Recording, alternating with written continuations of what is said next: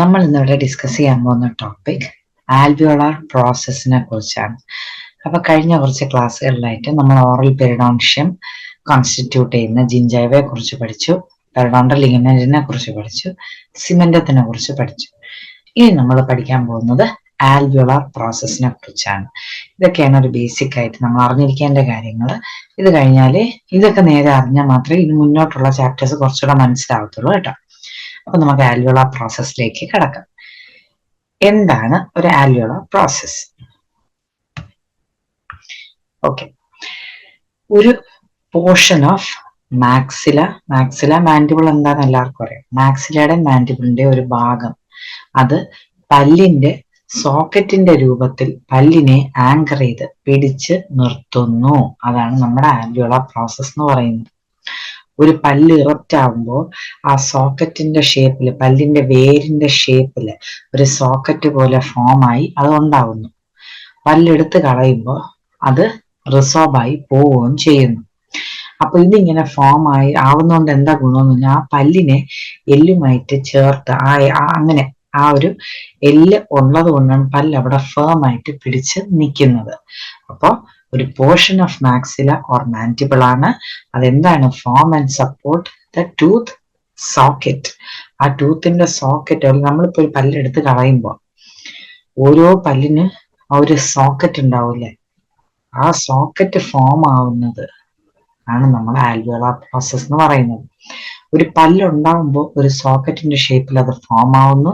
പല്ലെടുത്ത് കളയുമ്പോൾ റിസോർപ്ഷൻ സംഭവിച്ച് പോവുകയും ചെയ്യുന്നു.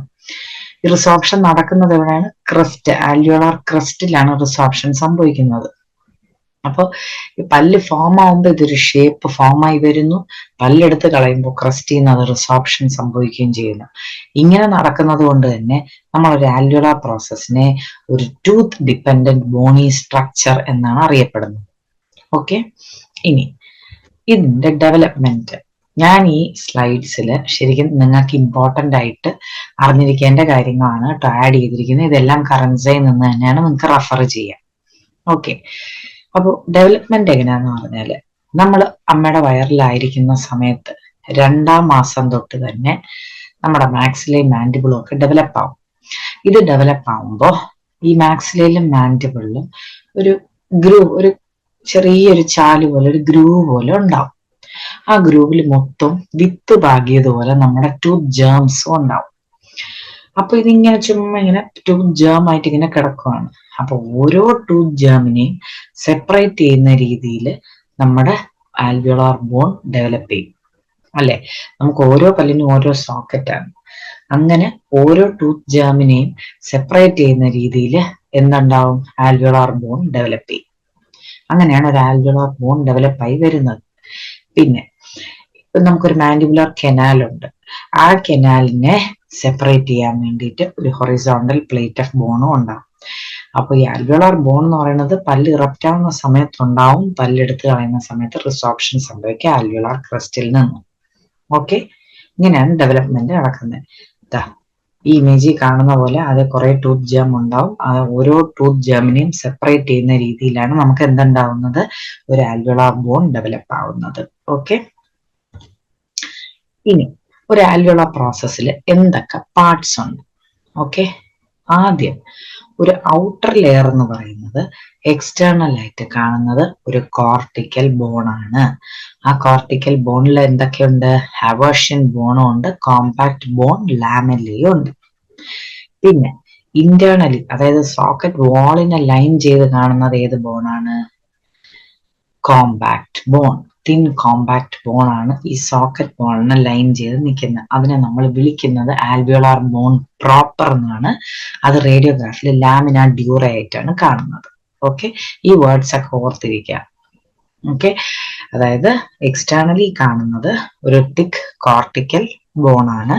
സോക്കറ്റ് വാളിനെ ലൈൻ ചെയ്ത് കാണുന്നത് തിൻ ആയിട്ടുള്ള കോമ്പാക്ട് ബോൺ ആണ്. ഓൾമോസ്റ്റ് എല്ലാ പല്ലിനും ഫേഷ്യലി ലിംഗ്വലി നമ്മൾ എടുത്ത് നോക്കുന്നെങ്കിൽ ഈ കോമ്പാക്ട് ബോൺ മാത്രമേ കാണത്തുള്ളൂ. പക്ഷെ ചില കേസസിൽ, ചില ഏരിയാസിൽ നമുക്ക് ഈ 2 കോമ്പാക്ട് ബോണിന്റെ ഇടയിൽ കാണാൻ സാധിക്കുന്നതാണ് ക്യാൻസലസ് ബോൺ.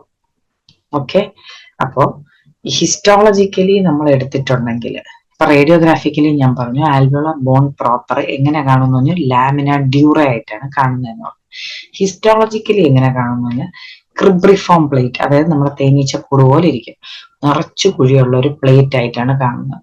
അപ്പൊ അതുവഴിയാണ് നമ്മുടെ ഈ എന്താണ് ബ്ലഡ് സപ്ലൈ, നെർവ് സപ്ലൈ ഒക്കെ നടക്കുന്നത്.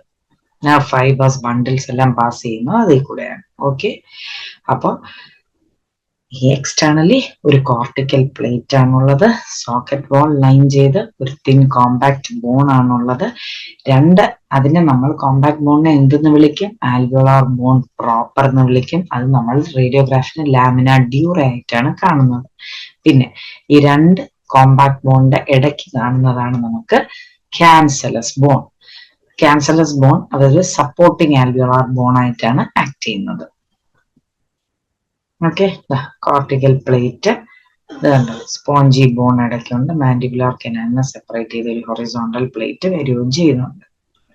അതാണ് ഞാൻ പറഞ്ഞത്, മോസ്റ്റ്ലി നമുക്ക് കോമ്പാക്ട് ബോൺ മാത്രമായിരിക്കും കാണുന്നത്. ചില സാഹചര്യം, ചില സ്ഥലങ്ങളിൽ നമ്മൾ ക്യാൻസലസ് ബോൺ കാണും. അപ്പിക്കലി, ആപ്പിക്കോ ലിംഗ്വലി അല്ലെങ്കിൽ ഇന്റർ റാഡിക്കുലർ ഏരിയാസിലൊക്കെയാണ് നമ്മൾ ഏറ്റവും കൂടുതൽ എന്ത് കാണുന്നത്? ക്യാൻസലസ് ബോൺ കാണുന്നത്. അല്ലാതെ നമ്മൾ നോക്കിക്കഴിഞ്ഞാൽ മോസ്റ്റ്ലി ഫേഷ്യലി, ലിംഗ്വലി മൊത്തം കാണുന്നത് ഓരോ സോക്കറ്റിലും എന്ത് ബോൺ ആയിരിക്കും? കോമ്പാക്ട് ബോൺ ആയിരിക്കും കാണുന്നത്. ഓക്കെ, ഇനി നെക്സ്റ്റ് ഇത് കണ്ടോ, ഇത് ഹിസ്റ്റോളജിക്കലി കാണുന്നതാണ്. ആ എ ബി എന്ന് എഴുതിയിരിക്കുന്നതാണ് ശരിക്കും ആൽവിയോളാർ ബോൺ പ്രോപ്പർ എന്ന് പറയുന്നത്. അത് എല്ലാ പല്ലിനും യൂണിഫോമിലി കാണും ഹിസ്റ്റോളജിക്കലി കേട്ടോ. ഞാൻ റേഡിയോഗ്രാഫിക്കലി ഉള്ളൊരു ഇമേജ് കാണിച്ചു തരാം. ഹിസ്റ്റോളജിക്കലി ഇങ്ങനെ ആൽവിയോളാർ ബോൺ പ്രോപ്പർ ആയിട്ട് കാണും. രണ്ട് ആൽവിയോളാർ ബോൺ പ്രോപ്പറിന്റെ ഇടയ്ക്ക് കാണുന്ന എസ് എന്ന് എഴുതിയിരിക്കുന്നുണ്ടോ, അതാണ് നമ്മുടെ സ്പോഞ്ചി ബോൺ എന്ന് പറയുന്നത്. ഓക്കെ, ഇതാണ് റേഡിയോഗ്രാഫിക്കലി കാണുന്നത്. ലാമിന ഡ്യൂറ ഒരു റേഡിയോ ഒപ്പേക്ക് ലൈൻ ആയിട്ടാണ് നമുക്ക് എന്ത് കാണാൻ സാധിക്കുന്നത്? നമ്മുടെ ആൽവിയോളാർ ബോൺ പ്രോപ്പർ നമുക്ക് കാണാൻ സാധിക്കുന്നത്. സ്പോഞ്ചി ബോൺ കണ്ടോ, എസ് എന്ന് എഴുതിയിരിക്കുന്ന ഇൻ ബിറ്റ്വീൻ കാണുന്നതാണ്, കണ്ടോ ഇന്റർ റാഡിക്കുലർ ഏരിയയിൽ കാണാൻ പറ്റുന്നുണ്ടോ, അതാണ് നമ്മുടെ ക്യാൻസലസ് ബോൺ എന്ന് പറയുന്നത്. ഇനി നിങ്ങൾ അറിഞ്ഞിരിക്കേണ്ട കുറച്ച് കാര്യങ്ങളുണ്ട് സോക്കറ്റ് ബോളിൽ. സോക്കറ്റ് ബോൾ ഞാനിപ്പോ പറഞ്ഞതേ ഉള്ളൂ, പക്ഷെ സോക്കറ്റ് ബോളിൽ കാണുന്നത് ഏത് ബോണാണ്? ഞാൻ പറഞ്ഞു കോമ്പാക്ട് ബോൺ ആണ് കാണുന്നത്. പക്ഷെ സോക്കറ്റ് ബോളിൽ നമ്മുടെ പല്ലിന്റെ പെരിഡോണ്ടൽ ലിഗമെന്റുമായിട്ട് ചേർന്നിരിക്കുന്ന ബോണിന് നമ്മളൊരു പേരിട്ടിട്ടുണ്ട്, അതാണ് ബണ്ടിൽ ബോൺ. നമ്മളല്ല പേരിട്ട, സോറി, ഒരു പേരുണ്ട്, ബണ്ടിൽ ബോൺ. നമ്മുടെ പെരിഡോണ്ടൽ ലിഗമെന്റുമായിട്ട് ചേർന്നിരിക്കുന്ന ബോണാണ് ബണ്ടിൽ ബോൺ. ആ ബണ്ടിൽ ബോണിലേക്കാണ് നമ്മുടെ പെരിഡോണ്ടൽ ലിഗമെന്റിന്റെ കൊളാജൻ ഫൈബേഴ്സ് ഒക്കെ വന്ന് എംബഡായി, അതായത് ഷാർപ്പേസ് ഫൈബേഴ്സ്, ഞാൻ നേരത്തെ ക്ലാസ്സുകളിലൊക്കെ പറഞ്ഞു, കൊളാജൻ ഫൈബേഴ്സിന്റെ ടെർമിനൽ എൻഡ് വന്ന് എംബഡാവും ബോണിലും സിമെന്റത്തിലും. അതിനെ നമ്മൾ എന്ത് വിളിക്കും? ഷാർപ്പേസ് ഫൈബേഴ്സ് എന്ന് വിളിക്കും. അപ്പൊ ഈ ഷാർപ്പേസ് ഫൈബേഴ്സ് വന്ന് എംബഡാവുന്ന ബോണിനെ നമ്മൾ എന്ത് വിളിക്കും? ബണ്ടിൽ ബോൺ. ബണ്ടിൽ ബോൺ എന്ന് പറഞ്ഞാൽ ഈ പെരിഡോണ്ടൽ ലിഗമെന്റിന്റെ തൊട്ടടുത്ത് ചേർന്നിരിക്കുന്ന ബോണാണ് ബണ്ടിൽ ബോൺ. അവിടെയാണ് ഈ ഷാർപ്പേസ് ഫൈബേഴ്സ് വന്ന് അറ്റാച്ച് ആവുന്നത്. ഓക്കെ, പിന്നെ ഈ ബണ്ടിൽ ബോൺ എന്ന് പറഞ്ഞാൽ ആൽവിയോളാർ ബോൺ പ്രോപ്പർലി ലോക്കലൈസ്ഡ് ആണ്. ക്യാൻസലസ് പോർഷൻ, ആൽവിയോളാർ ബോണിന്റെ ക്യാൻസലസ് പോർഷനിൽ കുറച്ച് റെഗുലർലി ഷേപ്ഡ് സ്പേസ് ഉണ്ട്. അവിടെ ഫ്ലാറ്റ് എൻഡോത്തീലിയൽ സെൽസ് ആണ് കാണാൻ പറ്റുന്നത്. ശരിക്കും പറഞ്ഞാൽ ക്യാൻസലസ് ബോൺ ഞാൻ നേരത്തെ പറഞ്ഞു എവിടെയൊക്കെ കാണും? ഇന്റർ റാഡിക്കുലർ സ്പേസസിലൊക്കെ ആയിരിക്കും കാണുന്നത്. പാലറ്റിൽ ക്യാൻസലസ് ബോൺ ഇല്ല. പിന്നെ അഡൽട്ട് ഹ്യൂമൻസിന് എടുത്തു കഴിഞ്ഞാൽ ക്യാൻസലസ് ബോൺ കൂടുതൽ കാണുന്നത് മാക്സിലയിലാണ് ദാൻ ദ മാൻഡിബിൾ. ഇങ്ങനെ കുറച്ച് പോയിന്റ്സ് അറിയുക. ബണ്ടിൽ ബോൺ എന്താണെന്നറിയുക. ബണ്ടിൽ ബോൺ എന്ന് പറഞ്ഞാൽ പെരിഡോണ്ടൽ ലിഗമെന്റിനോട് ചേർന്നിരിക്കുന്ന ബോണാണ് ബണ്ടിൽ ബോൺ. അവിടെയാണ് ഷാർപ്പേസ് ഫൈബേഴ്സ് വന്ന് എംബഡ് ആവുന്നത്. ഓക്കെ, പിന്നെ ക്യാൻസലസ് ബോൺ ഏറ്റവും കൂടുതൽ കാണുന്നത് എവിടെയായിരിക്കും? മാക്സിലയിലായിരിക്കും, മാൻഡിബിളിനെക്കാളും അഡൽട്ട് ഹ്യൂമൻസിൽ. അടുത്ത ബോൺ മാരോ. ഇപ്പൊ ബോൺ മാരോ എന്ന് പറഞ്ഞാൽ എല്ലാ ബോൺ, നമ്മുടെ ശരീരത്തുള്ള എല്ലാ ബോണിലും ബോൺ മാരോ ഉണ്ട് അല്ലെ. ഈ റെഡ് ബോൺ മാരോ ആണ് ഏറ്റവും കൂടുതലും കാണുന്നത്. പക്ഷെ ശരിക്കും നമ്മുടെ ഈ അഡൽട്സിനൊക്കെ ശരിക്കും ആദ്യം റെഡ് ബോൺ മാരോ ആയിരിക്കും. അത് പിന്നെ ഫിസിയോളജിക്കൽ ചേഞ്ചസ് ഒക്കെ സംഭവിച്ച് ഒന്ന് ഈ ഫാറ്റി അല്ലെങ്കിൽ യെല്ലോ ബോൺ മാരോ ആയിട്ട് മാറും. അപ്പൊ ഒരു അഡൽട്ട് ഹ്യൂമൻ ബോഡി എടുത്തിട്ടുണ്ടെങ്കിൽ ശരിക്കും കൂടുതലും കാണുന്നത് yellow or fatty bone marrow ആയിരിക്കും. റെഡ് ബോൺ മാരോ എന്ന് പറയുന്നത് നമ്മുടെ റിബ്സില്, സ്റ്റേണത്തില് അങ്ങനെയുള്ള സ്ഥലങ്ങളിൽ മാത്രമേ കുറച്ചായിട്ട് കാണാൻ പറ്റുള്ളൂ. ഓക്കെ. പക്ഷെ നമ്മളിപ്പോ വായ എടുക്കുവാണെങ്കിൽ വായിൽ റെഡ് ബോൺ മാരോ കാണുന്ന കുറച്ച് സ്ഥലങ്ങളുണ്ട്. ഒന്ന് നമ്മുടെ ട്യൂബറോസിറ്റി, സിംഫൈസിസ്, റാമസ് ആംഗിൾ, ആ ഏരിയാസിലൊക്കെ നമുക്ക് റെഡ് ബോൺ മാരോ കാണാൻ സാധിക്കുന്നത്. അപ്പൊ ബോണില്, ന്യൂ ബോണിലാണെങ്കിലും എംബ്രിയോയിലാണെങ്കിലും ക്യാവിറ്റിയിലെല്ലാം ബോൺ മാരോ ഉണ്ട്, റെഡ് ബോൺ മാരോ. ഈ റെഡ് ബോൺ മാരോ കുറച്ച് ഫിസിയോളജിക്കൽ ചേഞ്ചസ് നടന്നിട്ട് അത് fatty or yellow bone marrow ആയിട്ട് മാറും. നമ്മുടെ ശരീരത്തിൽ ഏറ്റവും കൂടുതലും കാണുന്നത് ഈ fatty or yellow bone marrow ആണ്. റെഡ് ബോൺ മാരോ എന്ന് പറയുന്നത് കൂടുതലും കാണുന്ന റിബ്സിലും സ്റ്റേണത്തിലും ഒക്കെയാണ് കാണുന്നത്. അപ്പൊ നമ്മുടെ താടിയില് മീൻസ് നമ്മുടെ വായിൽ നോക്കി കഴിഞ്ഞിട്ടുണ്ടെങ്കിൽ maxillary tuberosity, maxillary mandibular premolar area, symphysis, ramus angle, ഇവിടെയൊക്കെയാണ് നമുക്ക് റെഡ് ബോൺ മാരോ കാണാൻ സാധിക്കുന്നത്. ഓക്കെ. അടുത്ത നിങ്ങൾ അറിയേണ്ട രണ്ട് ടേമാണ്. എന്താണ് പെരിയോസ്റ്റിയം, എന്താണ് എൻഡോസ്റ്റിയം എന്നുള്ളത്. പെരി എന്ന് പറയുന്നത് പെരിഫറി എന്ന് ഓർത്താൽ മതി. അതായത് ബോണിന്റെ ഔട്ടർ ലെയറിനെയാണ് നമ്മൾ പെരിയോസ്റ്റിയം എന്ന് വിളിക്കുന്നത്. അവിടെ ഏറ്റവും കൂടുതൽ കാണുന്ന സെൽ ഏതാണ്? ഓസ്റ്റിയോബ്ലാസ്റ്റ്. അത് ബോൺ ഫോം ചെയ്യുന്ന സെല്ലാണ് അതിന്റെ ഇന്നർ ലെയറിൽ കാണുന്നത്. ഔട്ടർ ലെയറിൽ കാണുന്നതെന്ന് പറഞ്ഞാൽ കുറച്ച് നെർവ്സ് ആൻഡ് ബ്ലഡ് വെസൽസ് ആണ്. അവിടെ എന്തൊക്കെയാണ്? കൊളാജൻ ഫൈബേഴ്സും ഫൈബ്രോബ്ലാസ്റ്റ്. ഓക്കെ.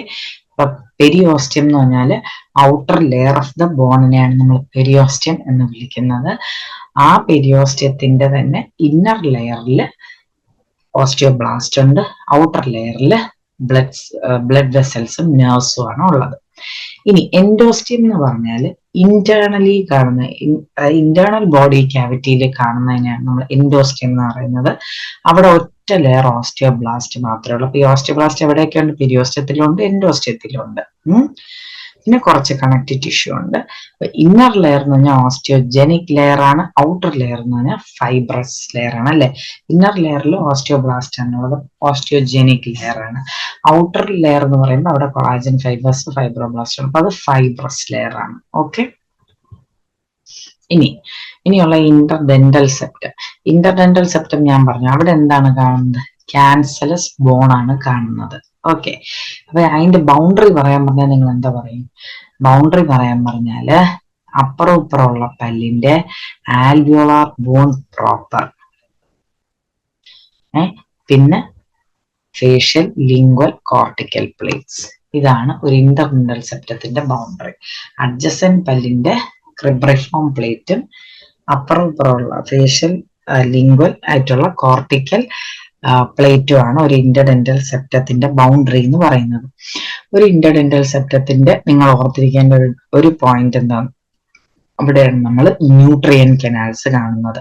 അതിന് വിളിക്കുന്ന പേരാണ് സക്കർ കാൻഡൽ ആൻഡ് ഹേർഷ്ഫീൽഡ് കനാൽസ് എന്ന് പറയുന്നത്. അതെവിടാണ് കാണുന്നത്? ഇന്റർഡെന്റൽ സെപ്റ്റത്തിലാണ് കാണുന്നത്. അത് എന്ത് കനാലാണ്? ഒരു ന്യൂട്രിയൻ കനാലാണ്.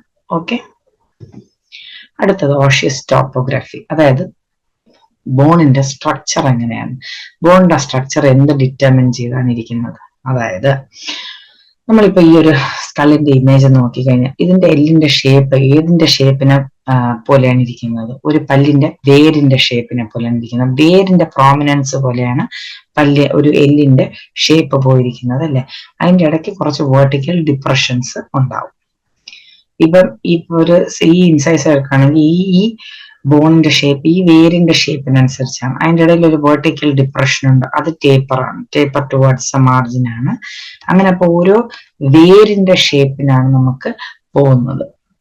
അതിപ്പോ ഒരു ലേബിൾ വേർഷനുള്ള ഒരു പല്ലാണെങ്കിൽ ഓക്കെ, ബോണി സ്ട്രക്ചർ കുറച്ചുകൂടെ നൈഫ് എഡ്ജ് തിൻ ഔട്ട് ആയിട്ടായിരിക്കും.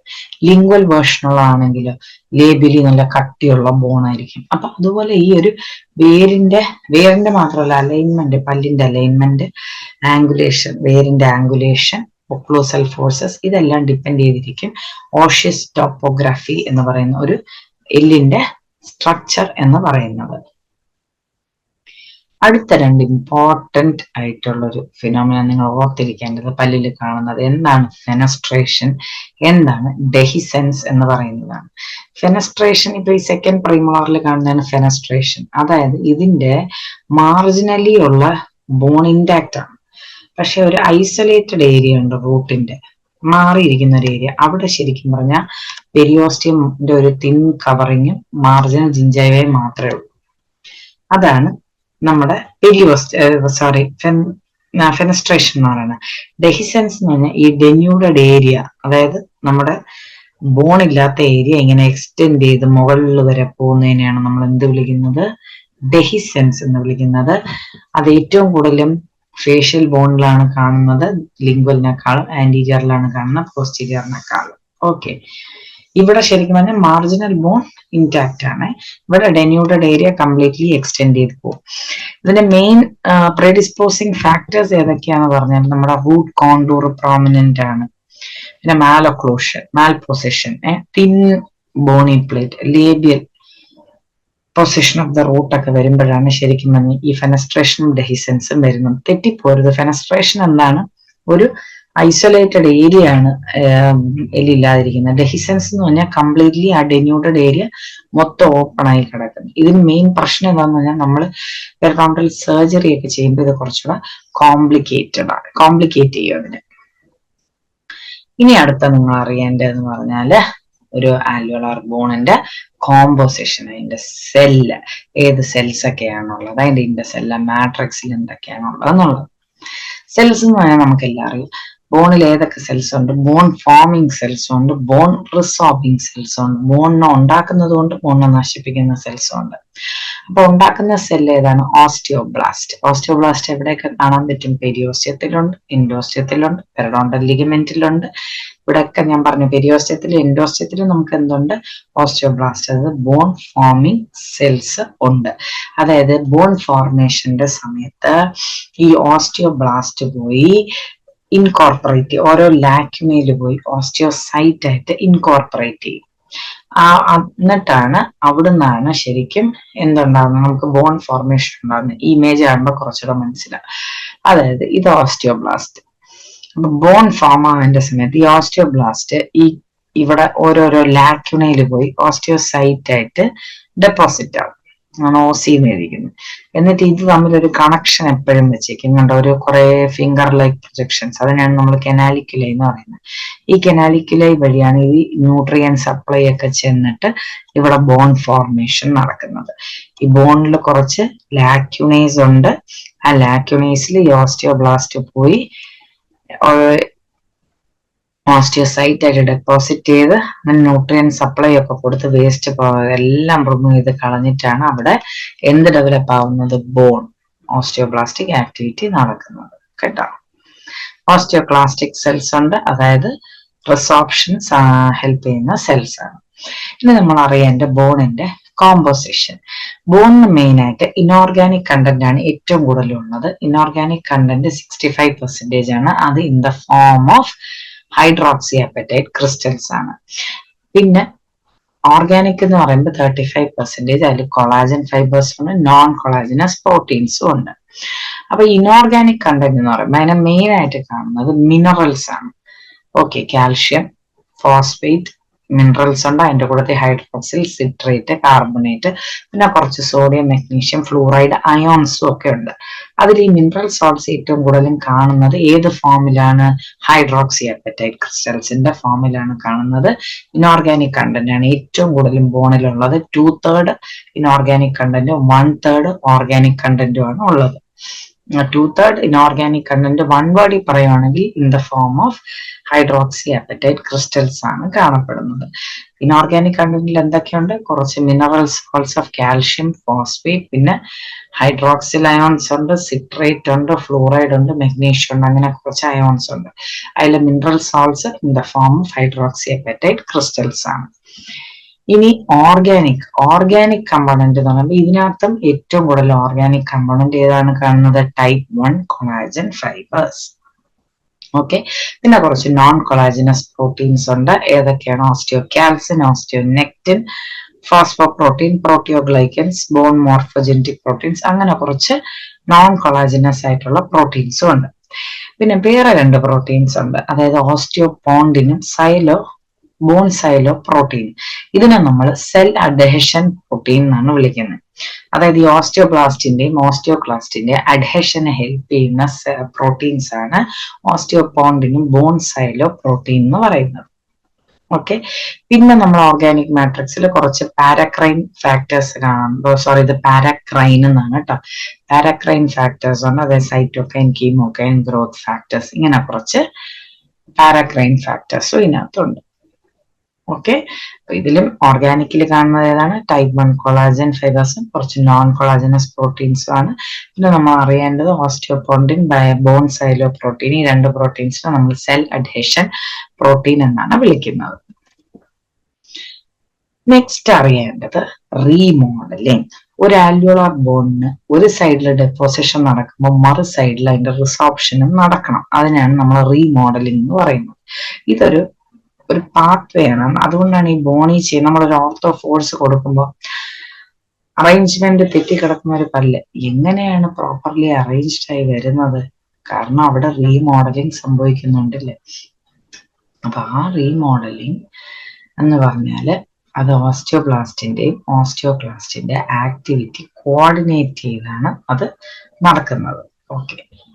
ഇനി ആ ബോൺ റീമോഡലിംഗ് റെഗുലേറ്റ് ചെയ്യുന്നത് ഹോർമോണൽ ഫാക്ടറും ഉണ്ട്, ലോക്കൽ ഫാക്ടേഴ്സ് ഉണ്ട്. ലോക്കൽ ഫാക്ടർ എന്ന് പറയുമ്പോൾ നമ്മുടെ ഫങ്ഷണൽ റിക്വയർമെന്റ്, നമ്മുടെ മാസ്റ്റിക്കേറ്ററി ഫോഴ്സിൻ്റെ, നമ്മൾ കൊടുക്കുന്ന ആ ഒരു ഓർത്തോഡോണ്ടിക് ഫോഴ്സിന്റെ, അത് ഫങ്ഷണൽ റിക്വയർമെന്റ് അതാണ്.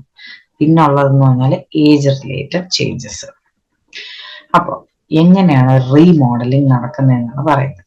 നമ്മുടെ എല്ലുകളിലാണ് 90% കാൽഷ്യം ഉള്ളത്. ബോണിൽ നിന്നാണ് ബ്ലഡിലേക്ക് കാൽഷ്യം റിലീസ് ആവുന്നത്.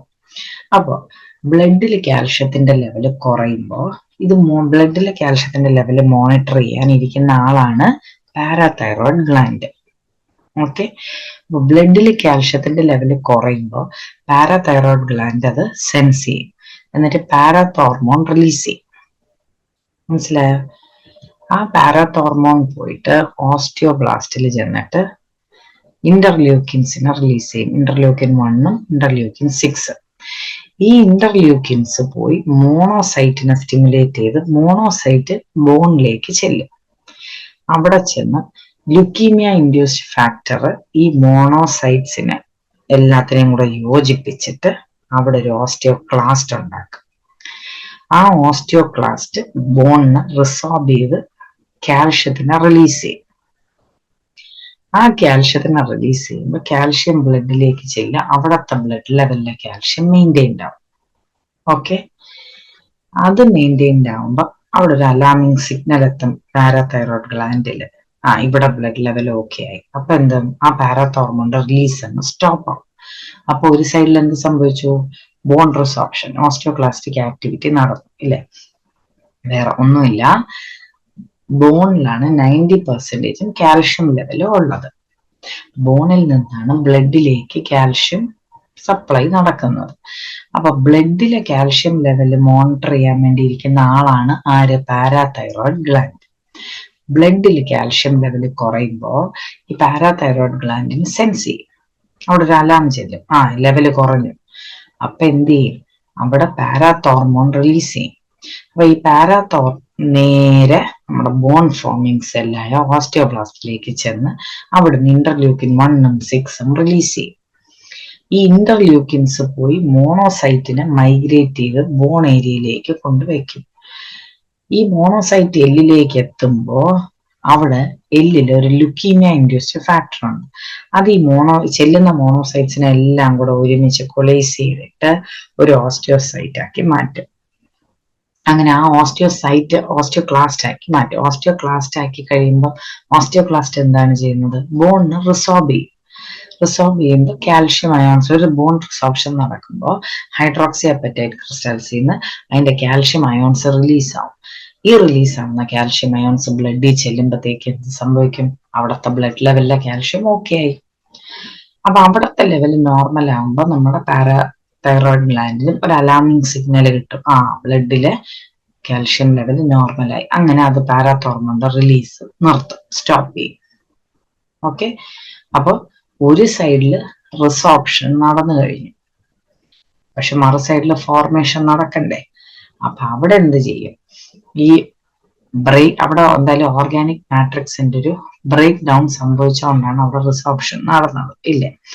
അപ്പൊ ആ ഓർഗാനിക് മാട്രിക്സ് ബ്രേക്ക് ഡൗൺ ആകുമ്പോൾ അവിടെ കുറച്ച് വേരിയസ് ഓസ്റ്റിയോജനിക് സബ്സ്ട്രേറ്റ്സ് റിലീസ് ആവും. അത് ഇൻടേൺ ഓസ്റ്റിയോബ്ലാസ്റ്റിനെ സ്റ്റിമുലേറ്റ് ചെയ്തിട്ടാണ് അവിടെ ബോൺ ഫോർമേഷൻ നടക്കുന്നത്. ഓക്കെ, അപ്പൊ ഇത്രയേ ഉള്ളൂ. ഒരു സൈഡിൽ നമ്മളെ ബ്ലഡിന്റെ ഇത് മനസ്സിലാക്കണം കേട്ടോ. ബോൺ എന്താണ് ഒരു റീമോഡലിംഗ് എന്ന് പറയുന്നത്. ബോണിനാണ് 90% എന്തുള്ളത്, കാൽഷ്യം ലെവൽ ഉള്ളത്. ബോണിൽ നിന്നാണ് കാൽഷ്യം ബ്ലഡിലേക്ക് പോകുന്നത്. അപ്പൊ ബ്ലഡിലെ കാൽഷ്യം ലെവൽ കുറയുമ്പോൾ നമ്മുടെ സെൻസ് ചെയ്യാൻ വേണ്ടി പാരാതൈറോയ്ഡ് ഗ്ലാൻഡ് ഇരിപ്പുണ്ട്. അത് സെൻസ് ചെയ്ത് പാരാതൈറോയ്ഡ് ഹോർമോൺ റിലീസ് ചെയ്യും. ഈ ഹോർമോൺസ് പോയി ഓസ്റ്റിയോബ്ലാസ്റ്റിനെ ചെന്ന് സ്റ്റിമുലേറ്റ് ചെയ്ത് ഇന്റർലൂക്കൻസ് റിലീസ് ചെയ്യും. ഈ ഇന്റർലൂക്കൻസ് ചെന്ന് മോണോസൈറ്റിനെ എടുത്ത് ബോണിലേക്ക് കൊണ്ടുപോകും. ഈ മോണോസൈറ്റ്സ് എല്ലാം കൂടെ ബോണിൽ ചെല്ലുമ്പോൾ അവിടെ ലുക്കീമിയ ഇൻഡ്യൂസ്ഡ് ഫാക്ടർ എന്ന് പറഞ്ഞ ഒരാളിരിപ്പുണ്ട്. ആ ലുക്കീമിയ ഇൻഡ്യൂസ്ഡ് ഫാക്ടർ എന്ത് ചെയ്യും, ഈ ചെല്ലുന്ന മോണോസൈറ്റിനെ എല്ലാം കൂടെ ചേർത്ത് പൊളീസ് ചെയ്ത് അതൊരു ഓസ്റ്റിയോക്ലാസ്റ്റ് ആക്കി മാറ്റും.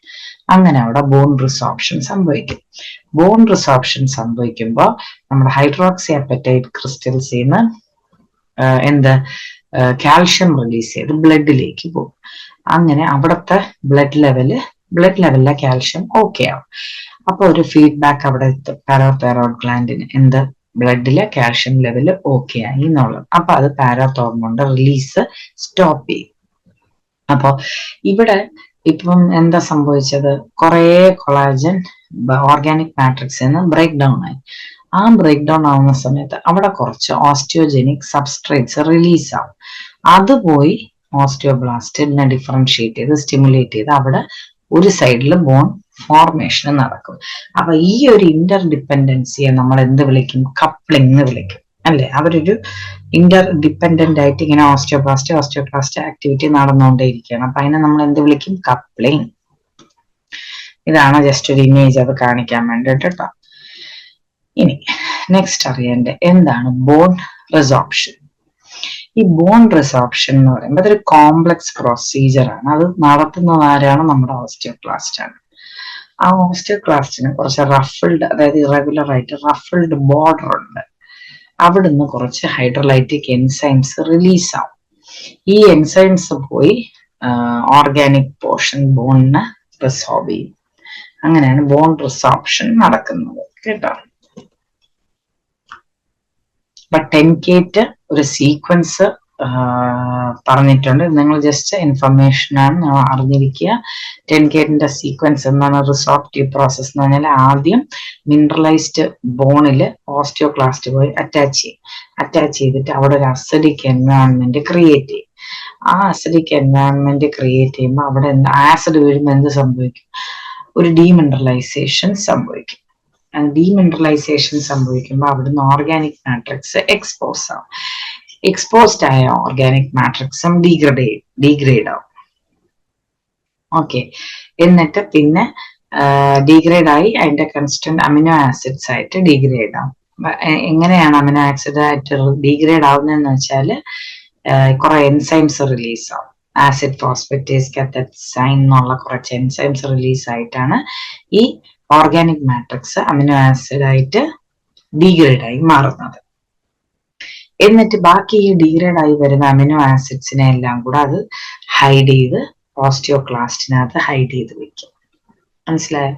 അപ്പോ ആദ്യം മിനറലൈസ്ഡ് സർഫസ് ഓഫ് ബോണില് ഓസ്റ്റിയോക്ലാസ്റ്റ് വന്ന് അറ്റാച്ച് ആവും. അവിടെ ഒരു അസിഡിക് എൻവയോൺമെന്റ് ക്രിയേറ്റ് ചെയ്ത് ആ അസിഡിക് എൻവയോൺമെന്റ് ക്രിയേറ്റ് ചെയ്തിട്ട് അവിടെ ഓർഗാനിക് മാട്രിക്സിന് അവിടെ ഡീഗ്രഡേഷൻ സംഭവിച്ച ഓർഗാനിക് മാട്രിക്സിന് എക്സ്പോസ് ആവും. ഈ എക്സ്പോസ് ആവുന്ന ഓർഗാനിക് മാട്രിക്സും ഡീഗ്രേഡ് ചെയ്ത് അമിനോ ആസിഡ് ആയിട്ട് കൺവേർട്ട് ആവും. ഈ അമിനോ ആസിഡ്സിനെ പിന്നെ അത് അവസാനം സെക്വസ്ട്രേറ്റ് ഹൈഡ് ചെയ്ത് ഓസ്റ്റിയോക്ലാസ്റ്റിനകത്ത് പിടിച്ചു വെക്കും. ഇത്രയേ ഉള്ളൂ ഒരു ബോൺ റിസോർപ്ഷൻ 10K ഒരു ജസ്റ്റ് ഒരു സീക്വൻസ്. ഇത് കണ്ടോ, ബോൺ റിസോർപ്ഷന്റെ ഒരു ഇമേജ് ഞാൻ വെച്ചു എന്നേ ഉള്ളൂ. പെരഡോണ്ടൈറ്റിസിലുള്ള ചേഞ്ച് കണ്ടോ, ഒരു നോർമൽ ജിഞ്ചൈവയും പെരഡോണ്ടൈറ്റിസിൽ വരുമ്പോ കണ്ടോ സ്വള്ളൻ ജിഞ്ചൈവ ആയിട്ടിരിക്കുന്നത്, ആ എല്ലിന്റെ തേയ്മാനം പോകുന്നതുണ്ടോ, പെരഡോണ്ടൽ സോക്കറ്റ് കണ്ടോ ഇവിടെ ഇങ്ങനെ അറ്റാച്ച് ആയിരിക്കുന്ന ആ ക്ലിനിക്കൽ അറ്റാച്ച്മെന്റ് ലെവലൊക്കെ പോയി കണ്ടോ കംപ്ലീറ്റ് ഇതുവരെ അറ്റാച്ച്മെന്റ് വന്നത് ഒരു ഡിസ്ട്രക്ഷൻ കാണിക്കാൻ വേണ്ടി ഞാൻ എടുത്തു എന്നുള്ളൂ കേട്ടോ.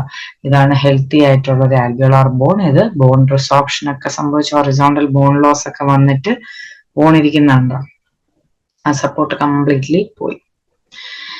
ഇനി വാസ്കുലറൈസേഷൻ പറയുവാണെങ്കിൽ മെയിൻ ആയിട്ട് ഡെന്റൽ ആർട്ടീരിയോൾസ് ആണ്, ഇൻഫീരിയർ ആൽവിയോളാർ ആർട്ടറി, അങ്ങനത്തെ ആർട്ടീരിയോൾസിൽ നിന്നാണ് നമുക്ക് ബോണിലേക്ക് ബ്ലഡ് സപ്ലൈ വരുന്നത്. പിന്നെ നമ്മുടെ ഫേഷ്യൽ ലിംഗ്വൽ കോമ്പാക്ട് ബോണിലുള്ള ചെറിയ ചെറിയ ബ്ലഡ് വെസൽസിൽ നിന്നും നമുക്ക് ബോണിലേക്ക് ബ്ലഡ് സപ്ലൈ ഉണ്ടാവും. ഈ next external forces and alveolar bone എന്ന് പറഞ്ഞാൽ ആൽവിയോളാർ ബോൺ എക്സ്റ്റേണലി ഒരു ഫോഴ്സ് കൊടുക്കുമ്പോൾ കോൺസ്റ്റന്റ് ആയിട്ട് റീമോഡലിംഗ് സംഭവിച്ചുകൊണ്ടേ ഇരിക്കുന്ന ഒരാളാണ് അല്ലെ.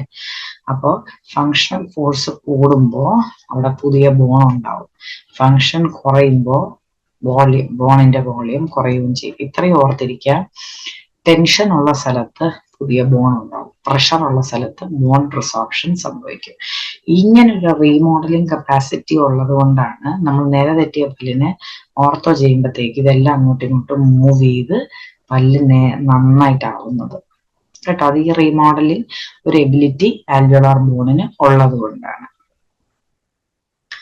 അപ്പൊ ഫോഴ്സ് എക്സേർട്ട് ചെയ്യുന്നത് ഇൻഫ്ലുവൻസ് എന്ത് ചെയ്ത് ക്യാൻസലസ് ബോണിന്റെ നമ്പറും ഡെൻസിറ്റി അലൈൻമെന്റും ഒക്കെ ഇൻഫ്ലുവൻസ് ചെയ്യും. ഫോഴ്സ് കൂട്ടുമ്പോൾ ബോണി ട്രബാക്യുലയുടെ നമ്പറും തിക്നെസ്സും ഒക്കെ കൂടും കേട്ടോ. ഇനി ഫങ്ഷൻസ് ഒരു നട്ഷെല്ലായിട്ട് ഇട്ടിരിക്കുകയാണെങ്കിൽ നമുക്കറിയാം, റൂട്ടിനെ പ്രൊട്ടക്ട് ചെയ്ത് പിടിക്കും, പല്ലിനെ മൂവ് ചെയ്ത് ഒരു ബെറ്റർ ഒക്ലൂഷൻ കൊടുക്കാൻ സാധിക്കും, ഒക്ലൂസൽ ഫോഴ്സിനെ ഡിസ്ട്രിബ്യൂട്ട് ചെയ്യും, റൂട്ടിനെ ആൽവിയോളായിട്ട് ആങ്കർ ചെയ്ത് പിടിക്കും, blood vessels to periodontal ligament, houses and protect the developing permanent teeth while ഇറപ്ഷന്റെ സമയത്ത് organizes eruption of primary and permanent teeth. അപ്പൊ ഈ ആൽവിയോളാർ ബോൺ എന്ന് പറഞ്ഞാൽ വളരെ ചെറിയൊരു ടോപ്പിക്കാണ്. അത് നമ്മുടെ സോക്കറ്റിനെ ഫോം ചെയ്ത് പല്ല് ഇറപ്റ്റ് ആകുമ്പോൾ അതിന്റെ കൂടെ ഡെവലപ്പ് ആയി വരും. പല്ല് എടുത്തു കളയുമ്പോൾ റിസോർബ് ആയി പോവും. അതിന്റെ ഓരോ അതിലുള്ള സെൽസിനെ കുറിച്ച് അറിയുക. അതായത് ഓസ്റ്റിയോബ്ലാസ്റ്റോ ഓസ്റ്റിയോക്ലാസ്റ്റോ ഉണ്ട്, പിന്നെ കോമ്പോസിഷൻ ഓർഗാനിക് കമ്പോണന്റ് ഉണ്ട്. ഇതിലും കാണുന്ന ടൈപ്പ് 1 കൊളാജൻ ആണ്. പക്ഷെ ഇതിൽ ഏറ്റവും കൂടുതലും കാണുന്നത് കൊളാജനേക്കാളും ഇനോർഗാനിക് കണ്ടന്റ് ആയ ഹൈഡ്രോക്സി അപ്പറ്റൈറ്റ് ആണ് ഏറ്റവും കൂടുതൽ കണ്ടന്റ് വൈസ് 2/3 ഫോം ചെയ്യുന്നത്. പിന്നെ നിങ്ങൾ അറിയേണ്ടത് ഇതിന്റെ റീമോഡലിങ്ങിനെ കുറിച്ചാണ്. പിന്നെ ഓരോ സോക്കറ്റ് വാളിൽ കാണുന്ന ബോൺ ഏതാണ്, എന്താണ് പെരിയോസ്റ്റിയം, എന്താണ് എൻഡോസ്റ്റിയം, എന്താണ് ഫെനസ്ട്രേഷൻ, എന്താണ് ഡെഹിസൻസ്, പിന്നെ ഫങ്ഷൻസ് എന്താണ്, ഇതിനെക്കുറിച്ചൊക്കെ ജസ്റ്റ് ഒരു ഐഡിയ ഉണ്ടാവണം. ജസ്റ്റ് ഒരു കൺക്ലൂഷൻ ആയിട്ട് പറയാനാണെങ്കിൽ അതൊരു സ്പെഷ്യലൈസ്ഡ് ഫംഗ്ഷൻ ആണ് പല്ലിനെ സപ്പോർട്ട് ചെയ്യാൻ വേണ്ടിയിട്ട്. ഒരുപാട് ലോക്കൽ സിസ്റ്റമിക് ഫാക്ടേഴ്സ് ഇത് കൺട്രോൾ ചെയ്ത് പോകുന്നു. മെയിൻ ആയിട്ട് ഇതിന്റെ ഒരു റീമോഡലിംഗ് ഫംഗ്ഷൻ ഉള്ളത് കൊണ്ട് തന്നെയാണ് നമുക്ക് എന്തെങ്കിലും ഒരു ഫോഴ്സ് ഒക്ലൂസൽ ഫോഴ്സസ് ഒക്കെ കൊടുക്കുമ്പോഴത്തേക്ക് അത് മെയിൻറ്റെയിൻ ചെയ്ത് അതിനെ വിത്ത്സ്റ്റാൻഡ് ചെയ്ത് ഒരു സൈഡിൽ റിസോർപ്ഷൻ നടക്കുമ്പോൾ മറു സൈഡിൽ റീമോഡലിംഗ് സംഭവിക്കാൻ ഹെൽപ്പ് ചെയ്യുന്നത് എന്താണ്, ഈ ഒരു പ്രോസസ്സ് ഉള്ളത് കൊണ്ടാണ്. ഓക്കെ, ഇനി നമുക്ക് കുറച്ച് MCQ ചോദിക്കാൻ സാധ്യതയുള്ള കുറച്ച് MCQs ഒന്ന് ഡിസ്കസ് ചെയ്യാം. First one, which is a primary component of alveolar bone ചോദിച്ചാൽ ഞാൻ ഇപ്പോൾ പറഞ്ഞതേ ഉള്ളൂ, ഹൈഡ്രോക്സി അപ്പറ്റൈറ്റ് ആണ്. അതിന്റെ ഇനോർഗാനിക് കമ്പോണന്റ് ആണ് 65% കാണുന്നത് കേട്ടോ. Which of the following is not a function of alveolar bone? Support for teeth ആണ്, പ്രൊട്ടക്ട് ടൂത്ത് റൂട്ടിനെ പ്രൊട്ടക്ട് ചെയ്യും, ബ്ലഡ് സപ്ലൈയും ഉണ്ട്. അപ്പൊ ഫോർമേഷൻ ഓഫ് ഇനാമൽ ഉണ്ടോ? ഇല്ല, അത് ബോണിന്റെ ഫംഗ്ഷൻ അല്ല. സോറി, റിപ്പീറ്റ് ക്വസ്റ്റ്യൻ ആണ് കേട്ടോ അത്. What is the significance of lamina dura in radiograph? Lamina dura alveolar bone proper എങ്ങനെ കാണുന്നു? ഒരു റേഡിയോ ഒപ്പേക്ക് ലൈൻ ആയിട്ടാണ് നമുക്ക് കാണുക എന്ന് പറഞ്ഞു. അപ്പൊ തിക്നെസ് ഓഫ് ആൽവിയോളാർ ബോൺ ആണോ? അല്ല, it is seen as yes radio opaque line around the tooth root ആയിട്ടാണ് നമുക്ക് റേഡിയോഗ്രാഫിക്കലി കാണാൻ സാധിക്കുന്നത്. Which type of bone in the alveolar process is primarily involved in tooth support? Compact bone അല്ലെ, ഏറ്റവും കൂടുതലും socket വാളിൽ കാണുന്നതും ലേബിയൽ ലിംഗ്വൽ ബോൺ ആയിട്ട് കാണുന്നതും കോമ്പാക്ട് ബോൺ തന്നെയാണ്. ക്യാൻസലസ് ബോൺ എവിടെ കാണുന്ന പറഞ്ഞാൽ അപ്പൈക്കലി അല്ലെങ്കിൽ ഇന്റർ റാഡിക്കുലർലി, അപ്പൈക്കോ ലിംഗ്വലി, ഇങ്ങനെയൊക്കെയാണ് നമ്മൾ മിക്കവാറും ക്യാൻസലസ് ബോൺ കാണുന്നത്. ക്യാൻസലസ് ബോൺ ഞാൻ പറഞ്ഞു കോമ്പാക്ട് ബോൺ, തിൻ കോമ്പാക്ട്, രണ്ട് തിൻ കോമ്പാക്ട് ബോണിന്റെ ഇടയിൽ കാണുന്നതാണ് ക്യാൻസലസ് ബോൺ. പക്ഷെ ക്യാൻസലസ് ബോണിനെക്കാളും ഏറ്റവും കൂടുതലും ലേബിയലി ലിംഗ്വലി കാണപ്പെടുന്നത് കോമ്പാക്ട് ബോൺ തന്നെയായിരിക്കും കേട്ടോ. Term bundle bone refers to, ഞാൻ പറഞ്ഞു പെരിഡോണ്ടൽ ലിഗമെന്റിനോട് ചേർന്നിരിക്കുന്ന ബോണാണ് ബണ്ടിൽ ബോൺ. അവിടെയാണ് നമ്മുടെ പെരിഡോണ്ടൽ ലിഗമെന്റിലുള്ള കൊളാജൻ ഫൈബേഴ്സിലെ ടെർമിനൽ എൻഡ് വന്ന് കയറുന്നത്. അതിനെ നമ്മൾ എന്ത് പറയും? ഷാർപ്പേസ് ഫൈബേഴ്സ് എംബഡഡ് ആവുന്ന ബോണാണ് ബണ്ടിൽ ബോൺ. ആ ബണ്ടിൽ ബോൺ ഏതാണ്? Bone attached to periodontal ligament of the tooth. Cells responsible for resorption, osteoclast. Which of the following factors influence the shape of the alveolar bone? Tooth eruption. അല്ലെ, ഞാൻ പറഞ്ഞു alveolar process അതിന്റെ ഷേപ്പേ form ആവുന്നത് എപ്പോഴാന്ന് പറഞ്ഞു? ഓരോ പല്ലും ഉണ്ടാവുമ്പോൾ അതിന്റെ ആൽവിയോളൈ ടൂത്ത് സോക്കറ്റിന്റെ ഷേപ്പിലാണ് അത് ഫോം ആവുന്നത്. പല്ല് എടുത്തു കളയുമ്പോഴത്തേക്ക് ഇത് റിസോർബ് ആയി പോവുകയും ചെയ്യും. അപ്പൊ ടൂത്ത് സോക്കറ്റ് ആണ്. ഓക്കെ, ടൂത്ത് ഇറപ്ഷൻ, അതാണ് നമ്മൾ ടൂത്ത് റിലേറ്റഡ് ഒരു ബോണി സ്ട്രക്ചർ ആണെന്ന് പറയുന്നത്. ടൂത്ത് ഇറപ്റ്റ് ആകുമ്പോഴാണ് അത് ഷേപ്പ്. അതായത് ഞാൻ പറഞ്ഞു സെക്കൻഡ് മന്ത് ഇൻട്രാ യൂട്രൈൻ ലൈഫിൽ തന്നെ നമ്മുടെ മാക്സിലൈ മാൻഡിബിളിലും ഒരു ചെറിയ ഗ്രൂവ് ഉണ്ട്. അത് മൊത്തം ടൂത്ത് ജാം ആണ്. ആ ഓരോ പല്ലിനെയും സെപ്പറേറ്റ് ചെയ്ത് ഒരു സെപ്റ്റ പോലെ സെപ്പറേറ്റ് ചെയ്ത് വരുന്നതാണ് നമ്മുടെ ആൽവിയോളർ ബോൺ എന്ന് പറയുന്നത്. Presence of which structure differentiate the alveolar bone from other bones? Cortical plate, tooth socket, spongy. അപ്പൊ ഇതിനകത്ത് നോക്കുകയാണെങ്കിൽ ടൂത്ത് സോക്കറ്റ് ആണ് ഇതിന്റെ ആൻസർ കേട്ടോ. Again same explanation തന്നെയാണ്. Function of periodontal ligament in relation to alveolar bone. എന്താണ്? Anchorage അല്ലേ? Blood supply അല്ല, anchor the tooth in the alveolar socket ആണ് നമ്മുടെ function of periodontal ligament in relation to alveolar bone എന്ന് പറയുന്നത്. Which part of alveolar bone is located adjacent to tooth root? Lamina dura അല്ലെ, നമ്മൾ ആ റേഡിയോഗ്രാഫിൽ കണ്ടില്ലേ? Alveolar bone proper അല്ലേ റൂട്ടുമായിട്ട് ചേർന്നിരിക്കുന്ന നമ്മുടെ കോമ്പാക്ട് ബോൺ. അതെങ്ങനെയാണ് റേഡിയോഗ്രാഫിൽ കാണുന്നത്? ലാമിന ഡ്യൂറ ആയിട്ടാണ്. Okay. Which of the following is the characteristic of alveolar bone in edentulous patients? Increase bone density ആണോ? അല്ല. ബോൺ റീജനറേഷൻ ഉണ്ടോ? ഇല്ല. നോ സിഗ്നിഫിക്കന്റ് ചേഞ്ച് എന്ന് തെറ്റ്. അപ്പൊ എന്താണ്? എൽഡർലി ആൾക്കാർക്ക് നമ്മൾ ഏറ്റവും കൂടുതൽ കാണുന്നത് എന്താണ്? Bone resorption. What type of bone is found in the region between the tooth? അപ്പൊ ഇൻ ബിറ്റ്വീൻ ദ ടീത്ത് ഞാൻ പറഞ്ഞു രണ്ട് പല്ലിനെയും ബഗാഡ് ചെയ്യുന്ന. ഇപ്പൊ ഇത് ഈ ഒരു പല്ലിൽ ആൽവിയോളർ ബോൺ പ്രോപ്പർ ഉണ്ട്, ഈ ഒരു പല്ലിൽ ആൽവിയോളർ ബോൺ പ്രോപ്പർ ഉണ്ട്. ഈ രണ്ട് ആൽവിയോളർ ബോൺ പ്രോപ്പറിന് നടുക്ക് കാണുന്ന ആരാണ്? ക്യാൻസലസ് ബോൺ കേട്ടോ. Okay. Which structure is responsible? New bone form ചെയ്യുന്ന ആരാണ്? Osteoblast. Which area of the alveolar bone is most likely to undergo resorption? ഞാൻ പറഞ്ഞു ക്രസ്റ്റൽ ഏരിയ ആണ് അല്ലെ, ആൽവിയോളർ ക്രസ്റ്റ് ആണ് എന്റെ answer. Which of the following statement about alveolar bone is false? Alveolar bone undergoes remodeling in response to tooth movement. Yes. Alveolar bone is composed of compact cancellous bone. Yes. Lamina dura most opaque. അതും correct ആണ്. പക്ഷെ മൂന്നാമത്തെ option കണ്ട alveolar bone remains unchanged throughout life. ശരിയാണ്. നമ്മുടെ alveolar bone എന്ന് പറയുന്നത് ശരിക്കും പറഞ്ഞാല് എത്ര തന്നെ റിസോർപ്ഷനും റീമോഡലിംഗും ഒക്കെ സംഭവിച്ചാൽ ഏകദേശം ഒക്കെ നമ്മുടെ ജനിക്കുമ്പോൾ ഉള്ള ആ ഒരു ക്വാളിറ്റി തന്നെ ആയിരിക്കും അതിന്റെ ഒരു സ്ട്രക്ചർ ആർക്കിടെക്ചർ മെയിൻറ്റെയിൻ ചെയ്ത് വയസ്സാകുമ്പോഴും നമ്മുടെ വായിലുണ്ടാവുക. അത് കറക്റ്റാണ്. പക്ഷേ വയസ്സ് കൂടുന്തോറും ഓസ്റ്റിയോബ്ലാസ്റ്റിന്റെ ലെവല് കുറയും. പക്ഷെ ഓസ്റ്റിയോക്ലാസ്റ്റ് ഉണ്ടല്ലോ ജനിക്കുമ്പോൾ ഉള്ള ആ ഒരു ലെവല് റിമെയിൻ അൺചേഞ്ച്ഡ് ആണ്. അതുകൊണ്ടാണ് റിസോർപ്ഷൻ സംഭവിക്കുന്നത്. പക്ഷെ ഇവര് പറയുന്ന ആൽവിയോളർ ബോൺ റിമെയിൻസ് അൺചേഞ്ച്ഡ് എന്നാണ്. അത് തെറ്റാണ് കേട്ടോ. ഇപ്പൊ ഇവിടെ ഏതെങ്കിലും ഒരു question related osteoclast remains unchanged ആണെങ്കിൽ അത് കറക്റ്റ് ആണ്. പക്ഷെ ബോൺ കോൺസ്റ്റന്റ്ലി റീമോഡലിംഗും റിസോർപ്ഷനും നടന്നുകൊണ്ടേയിരിക്കുകയാണ്. അതൊരിക്കലും കോൺസ്റ്റന്റ് ആയിട്ട് നിൽക്കുന്നതല്ല കേട്ടോ. Which of the following hormones is most likely to cause increased alveolar bone resorption? Oestrogen, progesterone, parathyroid. Parathyroid hormone ആണ്. കാരണം ഈ പാരാതൈറോയ്ഡ് ഹോർമോൺ വന്നിട്ട് റാങ്കിൾ എന്ന് പറഞ്ഞുകൊണ്ടൊരു റിസപ്റ്റഡ് ആക്ടിവേറ്റർ ഒരു പ്രോട്ടീനെ സ്റ്റിമുലേറ്റ് ചെയ്ത് റിലീസ് ചെയ്യും. ഓസ്റ്റിയോബ്ലാസ്റ്റിനെ സ്റ്റിമുലേറ്റ് ചെയ്ത് റാങ്കിൾ എന്ന് പറഞ്ഞൊരു പ്രോട്ടീൻ റിലീസ് ചെയ്യും. ഈ റാങ്കിൾ റിലീസ് ആകുമ്പോഴാണ് ഓസ്റ്റിയോക്ലാസ്റ്റിക് ആക്ടിവിറ്റി ഉണ്ടാകുന്നത്. ഓക്കെ, അങ്ങനെ അവിടെ ബോൺ റിസോർപ്ഷൻ നടക്കും. ഏറ്റവും കൂടുതൽ ഇതിന്റെ ആൻസർ പാരാതൈറോയ്ഡ് ഹോർമോൺ ആണ്. പിന്നെ ഈസ്ട്രജൻ ഡെഫിഷ്യൻസി ഉണ്ടെങ്കിൽ വരും. പിന്നെ തൈറോയിഡ് T3 T4 ഹോർമോൺസും ഒക്കെ ഇൻവോൾവ് ആണ് കേട്ടോ. പിന്നെ thickness of alveolar bone varies all except gender ആണ്. ഏജ് വെച്ചിട്ട് തിക്നെസ് മാറും. ടൂത്ത് ഇറപ്ഷൻ വെച്ചിട്ട് മാറും. കാരണം ഇത് ടൂത്ത് ഡിപ്പെൻഡന്റ് ആണ്. അപ്പൊ ടൂത്ത് ഇറപ്ഷനും ആയിട്ടുണ്ട്. പിന്നെ തിക്നെസ് ഡെഫിനറ്റ്ലി ബോൺ റീമോഡലിംഗും ആയിട്ടും ഉണ്ടല്ലേ. ബോൺ റീമോഡലിംഗ് എന്തോരം നടക്കുന്നോ അതും ഇതുമായിട്ടും ബന്ധമാണ്. പക്ഷെ ജെൻഡർ മെയിൽ ഫീമെയിൽ എന്നൊരിതില്ല. റോൾ ഓഫ് ഓസ്റ്റിയോസൈറ്റ്സ് എന്ന് പറഞ്ഞാൽ formation of new matrix, resorption, production of collagen fibers അല്ല. മെയിൻ്റനൻസ് ഓഫ് ബോണി സ്ട്രക്ചർ ആണ്. ഫോർമേഷൻ ആണെങ്കിൽ ഓസ്റ്റിയോബ്ലാസ്റ്റ് ആണ്, റിസോർപ്ഷൻ ആണെങ്കിൽ ഓസ്റ്റിയോക്ലാസ്റ്റ് ആണ്.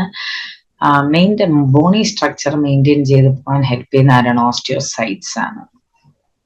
അപ്പോ next question, which region is alveolar bone density? Bone density ഏറ്റവും കൂടുതൽ കാണുന്ന മാൻഡിബുലർ ഇൻസൈസർ ഏരിയയിലാണ് കേട്ടോ. ഇവിടെയാണ് ഏറ്റവും കൂടുതൽ ബോണ് ഡെൻസ് ആയിട്ട് ഇരിക്കുന്നത്. Which of the following conditions can result in significant bone loss? Osteoporosis, osteomalacia, periodontal disease. ഇത് all of the above ആണ് കേട്ടോ answer. Which structure is responsible for vascular supply? അത് ഞാൻ പറഞ്ഞു ആർട്ടറീസ് ആണ്. ഈ തന്നിരിക്കുന്നതിൽ ഇൻഫീരിയർ ആൽവിയോളർ ആർട്ടറി ആണ്. പിന്നെ നമുക്ക് സ്മോൾ വെസൽസിൽ നിന്നും നമുക്ക് കിട്ടും blood supply. Alveolar bone forms which part of the tooth supporting structure? Tooth socket. Again and again same question ആണ് വരുന്നത് അല്ലെ. സെയിം എക്സ്പ്ലനേഷൻ ആണ്. അതൊരു ടൂത്ത് ഇറപ്റ്റ് ആകുമ്പോൾ ഉണ്ടാവുന്നു. അത് കഴിഞ്ഞ് റിസോർബ് ആകുമ്പോഴത്തേക്ക് അത് ക്രസ്റ്റ് ചെയ്യുന്ന റിസോർബ് ആയി പോകുന്നു. ഓക്കെ, എടുത്തു കളയുമ്പോഴത്തേക്ക് the cortical bone of the alveolar process is more prominent in which type of patient? The cortical bone എപ്പോഴും elderly individualsനായിരിക്കും more prominent ആയിട്ട് കാണാം കേട്ടോ. Which part of the alveolar bone is more susceptible to external forces during alveolar ക്രസ്റ്റിന് തന്നെയാണ് external ഫോഴ്സസിന് ഏറ്റവും susceptible ആയിട്ടിരിക്കുന്നത് alveolar crestal area ആയിരിക്കും അല്ലെ. അതിവിടെ തന്നെയാണ് റിസോർപ്ഷനും ഏറ്റവും സ്റ്റാർട്ട് ചെയ്യുന്നത്. ഓക്കെ, അപ്പൊ ഇതാണ് ആൽവിയോളർ ബോൺ എന്ന് പറയുന്നത്. അപ്പൊ നമ്മൾ ഓറൽ പെരിഡോൺഷ്യത്തിലെ 4 ടിഷ്യൂസ്, നമ്മുടെ പല്ലിനെ എല്ലിനകത്ത് പിടിച്ചു നിർത്തുന്ന 4 ടിഷ്യൂസിനെ കുറിച്ച് നമ്മൾ പഠിച്ചു. ജിഞ്ചൈവ, പെരിഡോണ്ടൽ ലിഗമെന്റ്, സിമെന്റം, ആൽവിയോളർ ബോൺ. 4 നമ്മൾ പഠിച്ചു കഴിഞ്ഞു. ഓരോന്നിലെ ഇമ്പോർട്ടൻറ്റ് ഫീച്ചേഴ്സ് നമ്മൾ കണ്ടു കഴിഞ്ഞു. ഇനി അടുത്ത ഓരോ അത് അസോസിയേറ്റഡ് ആയിട്ടുള്ള ഡിസീസസും ഏജിങ് എല്ലായിരിക്കും അടുത്ത ക്ലാസ്സസിലൊക്കെ പറയാൻ പോകുന്നത് കേട്ടോ. എല്ലാവർക്കും മനസ്സിലായി എന്ന് വിചാരിക്കുന്നു. Thank you so much.